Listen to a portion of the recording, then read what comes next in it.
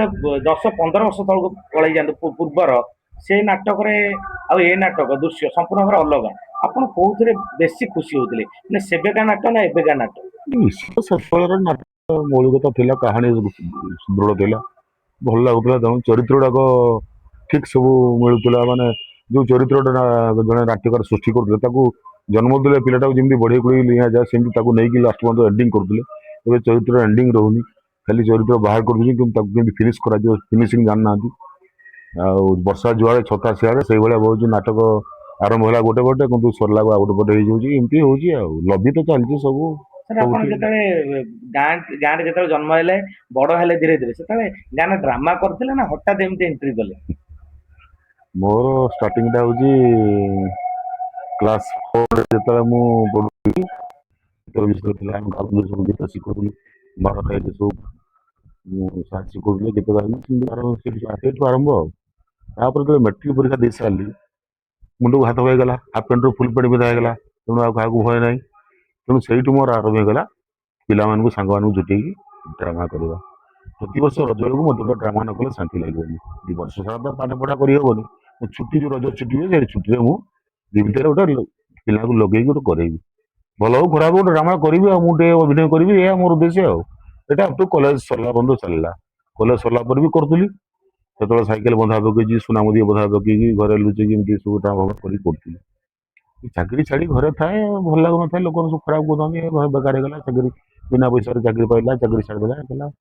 ହଠାତ୍ ମତେ ଗୋଟେ ଆସିକି ଅଫର ମିଳିଲା ଯେ ଯାତ୍ରା ପଡିକି ଯିବା ପାଇଁ। ମୁଁ ସେ ଲୋକଙ୍କୁ କାହାକୁ ଚିହ୍ନି ଜଣକୁ ବେଶୀ ଯାତ୍ରା ବିଷୟରେ ମତେ କହିଲେ ଆସିକି ଖବର ପାଇଛନ୍ତି ଗାଁରେ କୋଉଠି ଭଲ କଳାକାର କରୁଛୁ ବୋଲି, କହିଲେ ଜୀବନ ଦେବେ ମୁଁ ଯିବି ଆଉ ଦେଖିବା କଣ ଚାକିରି ଆସିଲେ ସେଇଠୁ ଆଉ ମିଶିକି ଘରେ ମନା କରି ମୁଁ ଯାଉଛି ଭୁବନେଶ୍ୱର ଗୋଟେ ସାଙ୍ଗ ପାଖକୁ କହିକି ପଳେଇ ଆସିଲି ଘରୁ ଆଉ। ସେତେବେଳେ ଚାକିରି ହେଇସାରିଥିଲା ବିଲରେ। ଚାକିରି ସରିଲା ପରେ ଆପଣ ପଳେଇ ଆସିଲେ? ଚାକିରି ଛାଡିକି ଆସିଲି। ଗାଳି ତ ନିଶ୍ଚିତ ବାପା ମା ବହୁତ ବହୁତ ସମସ୍ତ ମୁହଁ ଫେରାଇ ଦେଲେ, ଏଇଟା ଭଲ ନୁହଁ, ବେକାର ହେଇଗଲା, ନଷ୍ଟ ହେଇଗଲା। ଆପଣଙ୍କ ଗୋଟିଏ ଲକ୍ଷ୍ୟ ଥିଲା ମୁଁ ଗୋଟେ କଳାକାର ହେବି। ହଁ ସେଇଟା ଗୋଟେ ଥିଲା ମନ ଭିତରେ। ସେତେବେଳେ ଶିଖିବାର ମୋଟିଭ ଥିଲା ଯେ ଆମେ ଶିଖିବୁ ସେମାନେ ଶିଖିବା ପାଖରୁ। ପାଇଁ ଏବେ ବର୍ତ୍ତମାନ ନାହିଁ ନା, ସେମାନେ ଆସୁଛନ୍ତି ଶିଖିକି ମା ପାଖକୁ ଶୋ ଆସୁଛନ୍ତି କରିବା ସବୁ। ପାଇଁ। ସେମାନେ ସବୁ ମା ପାଖରୁ ଶିଖିକି ଅଛନ୍ତି, କିଛି ଶିଖିବାର ବାକି ନାହିଁ କାହାର। ତ କିଏ କାହାକୁ ମାନିବ କାହିଁକି, କହିଲେ ବି କିଏ ଗ୍ରହଣ କରିବାକୁ ନାହିଁ। ବହୁତ କହୁଛି ଆମେ ଭଲ କରୁଛୁ ବୋଲି ଆମକୁ ମାଲିକ ଏତେ ପଇସା ଦେଇକି ଆଣୁଛୁ।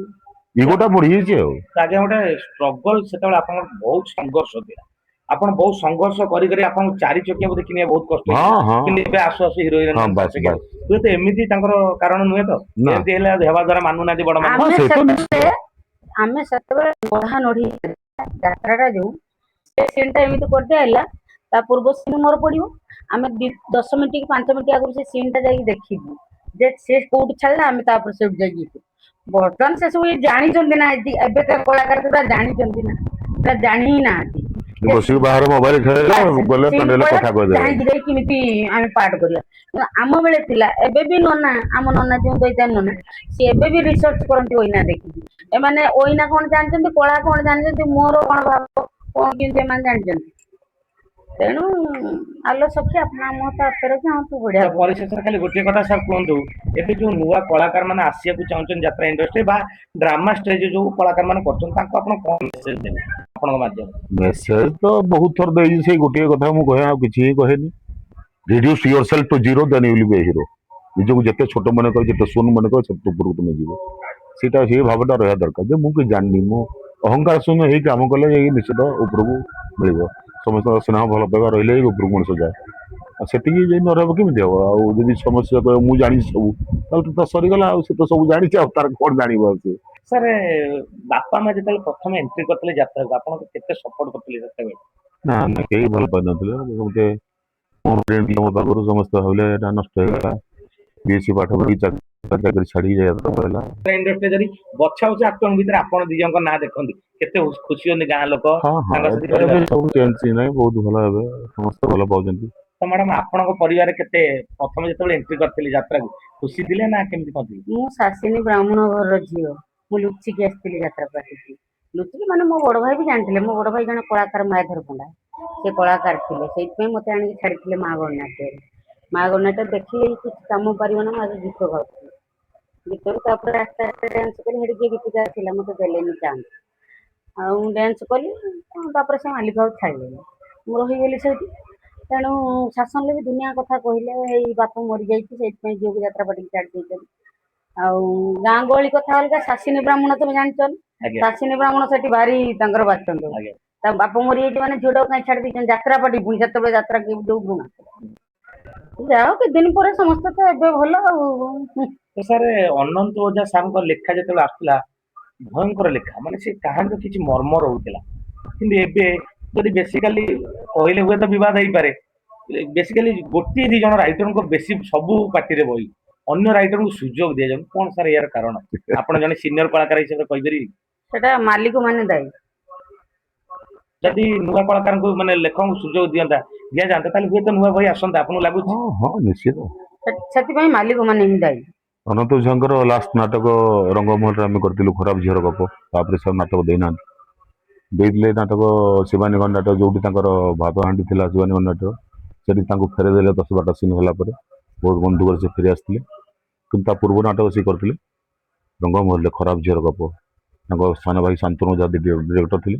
ସେ କଥା ବେଶୀ କହିପାରୁନଥିଲି, ଖାଲି ଠାରରେ କହନ୍ତି। ସେ ନାଟକରେ ମୁଁ 3ଟା ବେଳେ ବାହାରେ, ରାତି 3ଟା ବେଳେ ମୋ ପାଠ ପଢେ। 28 ବର୍ଷ ପରେ ବାହାରୁଛନ୍ତି ଆଉ। କିନ୍ତୁ ଲୋକ ସେ ଚରିତ୍ରକୁ ମନେ ରଖନ୍ତି। ଲୋକ ସେ ଚରିତ୍ରକୁ ମନେ ରଖନ୍ତି। ମୁଁ ତାକୁ କରିଛି ନିଭେଇଛି ଯେତିକି ପାରିଛି। ଆଉ ଲୋକ ବି ବାହା ବହୁତ ଦେଇଛନ୍ତି ସେ ନାଟକରେ ସାର୍ ବି ମଧ୍ୟ। କୁଣ୍ଡେଇ ପକେଇଥିଲେ। ସେ ନାଟକ ବି ବହୁତ ଭଲ ହେଇଥିଲା।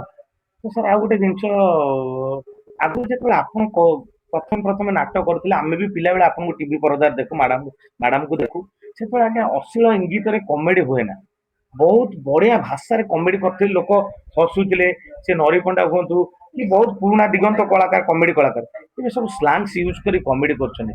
ଏଇଟାକୁ ଆପଣ କେତେ ଦୂର ଗ୍ରହଣ କରୁଛନ୍ତି ସିନିୟର କଳାକାର ହିସାବରେ? ନାଇଁ ନାଇଁ, ଟୋଟାଲି ଗ୍ରହଣ କରୁନି। ସେ ଜିନିଷ ପସନ୍ଦ ନୁହଁ। କମେଡି ଯେମିତି ବ୍ୟର୍ଥବର୍ଥକ ସଂଳାପ କରେ ସେମିତି ନୁହେଁ। ଆଗରୁ ତ ରହୁଥିଲା କେମିତି ଲୋକ ହସୁଥିଲେ କେମିତି? ଆଗରୁ ସେ କଳାକାର ବଞ୍ଚିଥିଲେ କେମିତି ଯୋଉମାନେ କମେଡି କରୁଥିଲେ? କମେଡି ମାନେ ସେମିତି ନୁହଁ, ସେଇଟା ଏମାନଙ୍କ ଚିନ୍ତାଧାରା। ଆଗରୁ କଣ ଗୋଟେ ଭୟ ଥିଲା, ସାର୍ ଯୋଉଟା ଲେଖିଛନ୍ତି ଆମେ ସେଇଟା ହିଁ କହିବା, ସେଇଟାକୁ ହିଁ କରିବା, ଏଇ ଜିନିଷଟା ଥିଲା ସମସ୍ତଙ୍କର। ଏବେ ସେସବୁ ନାହିଁ। ଏମାନେ ନିଜେ କମେଡି ଲେଖୁଛନ୍ତି, ଏମାନେ ନିଜେ କ୍ରିଏଟ କରୁଛନ୍ତି। ଯୋଉ କମେଡି ଆର୍ଟିଷ୍ଟ ବର୍ତ୍ତମାନ ରହୁଛନ୍ତି, ଏମାନେ ଆଉ ନିଜେ ନାଟକ ଡାଇଲଗରେ ସେମାନେ ଇଏ କରୁଛନ୍ତି। ଆଉ ରାଇଟରଙ୍କର କିଛି ଲେଖା ଥାଏ ନା, ହଁ, ଏମାନେ ଏମାନେ ସିଏ ଯାହା ଥାଏ ତାକୁ ବଦଳେଇ ଏମାନେ ସମ୍ପୂର୍ଣ୍ଣ ନୂଆ କରନ୍ତି, କରୁଛନ୍ତି ବି କିଛି କଳାକାର। ତେଣୁ କରୁଛନ୍ତି, ଭଲ ତାପରେ ଲାଗୁନି। ଦର୍ଶକ ବି ଗ୍ରହଣ କରୁଛନ୍ତି। ଦର୍ଶକ ଯଦି କେହି ଜଣେ ଆସିକି ପ୍ରୋଟେଷ୍ଟ କରନ୍ତା, ଏମାନେ ନିଶ୍ଚିତ ସୁଧୁରି ଯାଆନ୍ତେ ନା। ଆଉ ଦର୍ଶକ ତାକୁ ଗ୍ରହଣ କରୁଛନ୍ତି, ହସୁଛନ୍ତି, ପଛରେ ସିନା କହୁଛନ୍ତି ଏଇଟା ଭଲ ହଉନି। ସେ ଯୋଉ ନିଶା ମରଣ ହଉ, ସେ ଯୋଉମାନେ ନାଚିବାକୁ ଆସୁଛନ୍ତି ତାଙ୍କୁ କହୁଛନ୍ତି ସେ ଖରାପ ନାଚୁଛନ୍ତି। ଏଇ ଲୋକ ଦେଖିବାକୁ ଆସୁଛନ୍ତି ନା, ଏଇ ସେଦିନ ଅଧିକା ସେଲ ହଉଛି ନା, ତେଣୁ ତମେ ତାଙ୍କୁ କାହିଁ ଖରାପ କହୁଛ? ଆଉ ଯୋଉମାନେ ଖରାପ କହୁଛ କେତେ ଜଣ ବାହାରିକି ଆସିକି କହୁଛ? ଏତିକି କଥା ଆଉ। ଯାହା ହଉ ଆମକୁ ବହୁତ ସମୟ ବାହାର କରି ମ୍ୟାଡାମ ସାର୍ ସମୟ ଦେଲେ ଆମ ଚ୍ୟାନେଲକୁ, ଆପଣଙ୍କୁ ବହୁତ ବହୁତ ଧନ୍ୟବାଦ ଏବଂ ଶୁଭେଚ୍ଛା। ନମସ୍କାର। ନମସ୍କାର।